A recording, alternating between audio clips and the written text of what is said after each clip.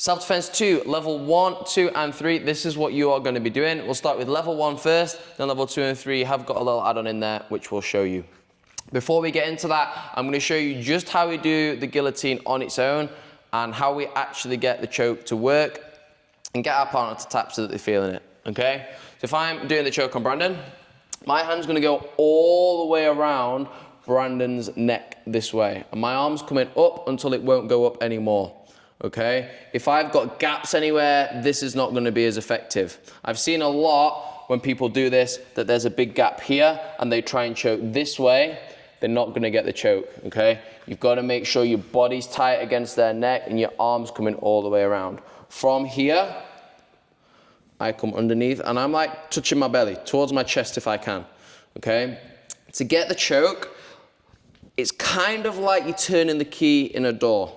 Okay, so I'm turning the key to the left as I push my hips forwards, and that is when my partner's going to tap. Okay, if I forget to rotate my hand, if I forget to push my hips forwards, I'm probably not going to get it. If I just try and squeeze as hard as I can, the choke is not going to work as well. Okay, so it's a combination of turning that hand, leaning back, pushing your hips forwards, and you should get the tap very quick. It shouldn't be much hard work. Okay, you should just be able to get your hand around, a little lean, and your partner should be tapping straight away.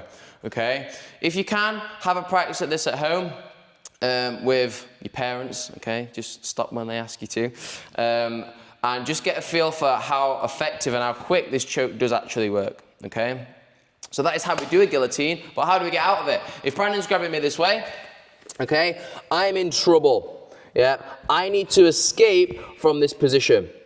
And the way I'm going to do it is I'm going to reverse the guillotine back on Brandon. Soon as his arm comes round, I'm going to look towards Brandon's body. The reason for this is that now my windpipe, where I breathe from, is safe. If it's this way, when Brandon starts to rotate his forearm and lean back, that's where I'm going to get choked.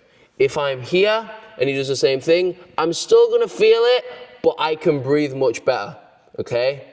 You're still not safe though. You need to get out of this position. So your head's turned in. My right hand, we're going to turn this way so you can see. My right hand reaches up and I'm reaching towards the ceiling as high as I can. From here, I like to bend my legs and bring my hips in so that I can use my legs to stand up tall. I then reverse the guillotine on Brandon. My hands come under his chin. Okay, I'm going to turn that key, my hips go forwards, and I get the tap from Brandon. So level 1, that's what you're going to be doing. Just reversing the guillotine, okay? Nice and simple. Practice, practice, practice, so that you get the hang of this ready for your stripe testing.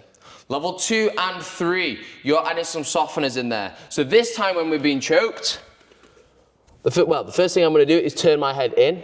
Okay, this is the most important step, turning your head in. From here, I'm going to stomp on Brandon's foot, and I'm going to do a groin strike this way. This is going to weaken my partner, okay? It doesn't matter who your partner is, you will weaken them, okay? Maybe they don't let go, maybe it still feels quite tight, so what you can do is use this left hand here as well to create a little bit more space. Now I can breathe a lot better, okay? I stomp, I do the groin strike.